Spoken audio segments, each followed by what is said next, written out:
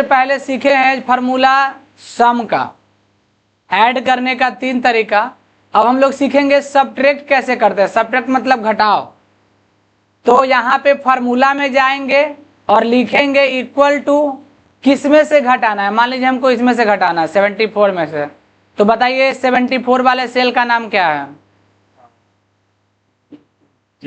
A B C, ऊपर से 2, C2 होगा, C2। अगर हम माइनस करना चाहते, घटाना चाहते, तो माइनस का सिंबल देना पड़ेगा। कैसे? जोड़ने के लिए प्लस का सिंबल लिखते हैं।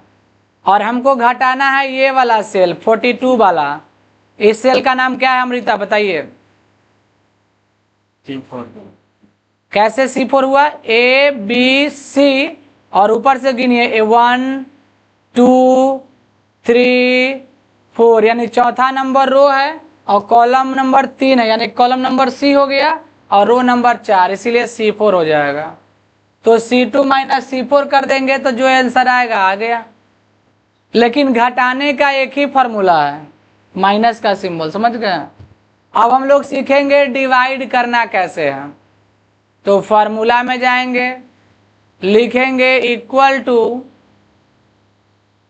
हमको मान लीजिए इसमें डिवाइड करना है 96 वाले में। 96 मैथ में है ना, तो इस सेल का नाम क्या होगा? E2 होगा, क्योंकि कॉलम नंबर E है, A B C D E और रो नंबर 2 मैथ 1 और ये 2, तो E2 हो जाएगा। और डिवाइड देने के लिए हम लोग सिंबल का ही प्रयोग करते हैं, स्लैश सिंबल यूज करते हैं यहाँ पे, देखा? और जितना से डिवाइड देना है, हमको 5 से देना है तो 5, 4 से देना है तो 4, 8 से देना है तो 8, है ना? ओके कर देंगे। किसी सेल से देना है तो सेल का भी नाम लिख सकते हैं। जैसे ही ओके कीजिएगा, देखिए यहाँ पे ये 96 में 8 से डिवाइड करेंगे तो 12 आएगा। आएगा कि नहीं आएगा? 96 में 8 से भाग दीजिएगा तो कितना आएगा? 12 आएगा। नहीं आएगा? 12 × 96। एवरेज का भी फार्मूला आसान है, जैसे हम लोग सम का फार्मूला लगाए थे सेम है, बस इतना ही अंतर है कि इक्वल टू सम के बजाय एवरेज लिखना है। क्या लिखना है? एवरेज। सम लिखने से जुड़ता है और एवरेज लिखने से एवरेज निकलेगा, ओपन ब्रैकेट्स। कहाँ से एवरेज निकालना है? तो हमको C2 से, तो लिख दीजिए C2। और अगर हम कॉमा देते हैं तो फिर D2 भी देना पड़ेगा ना, और अगर कॉमा दिए हैं तो E2 भी लिखना है, यानी कॉमा के केस में सबको लिखना पड़ेगा, तभी उसका एवरेज आएगा। लेकिन एक और तरीका है एवरेज निकालने का, बताए थे आप लोगों को सम वाले में भी। इक्वल टू एवरेज लिख दीजिए, और अभी हमको इसका निकालना है 85 का से लेकर के यहाँ तक का, तो 85 हो गया C3। और कॉमा के बजाय हम लोग क्लोन दे देंगे, तो क्लोन देंगे तो सीधा लास्ट वाला लिखेंगे ना, E3। पैटर्न वही है, ब्रैकेट बंद, खाली सम के जगह पे एवरेज हो जाता है। सम में ऐड होता है, एवरेज में एवरेज निकलेगा। और एक और मेथड है, आप लोग मैथमेटिक्स में पढ़े होंगे कि अगर 3 संख्याओं को जोड़ करके रखा हुआ है और उसका हमको एवरेज निकालना है, तो क्या करेंगे? उस संख्या में 3 से भाग दे देंगे तो नहीं आ जाएगा एवरेज। अगर मान लीजिए कि 3 संख्याओं का जोड़ 134 है ना, मान क्या लीजिए यहाँ जोड़ा हुआ ही है, 42 56 36, तीनों को जोड़ करके लाया गया ना तो 134 है। अब कोई इसको एवरेज बोल रहा है, तो ये जो आया है उसमें क्या करेंगे? भाग दे देंगे। कितने का जोड़ है ये? 3 गो का, तो एवरेज कितना हो जाएगा? 3। सॉरी, देखिए कैसे निकालेंगे। इक्वल टू, इस सेल का नाम लिखेंगे A B C D E F, इसका नाम हो जाएगा F4, और डिवाइड कर देंगे 3 से, तो आएगा एवरेज आपका 44.67। समझे? एवरेज नहीं समझे? एवरेज को हिंदी में औसत लोग कहते हैं, और ये हम लोग को पढ़ना होता है 5 या 6 क्लास में है, ये 3 या 4 क्लास में। जैसे आपको 3 संख्याओं को जोड़ दिया है और बोला गया इसको एवरेज निकालिए, तो 3 से भाग दे देंगे। और अगर 5 संख्याओं को जोड़ दिया है तो कितना से भाग देंगे? 5 से।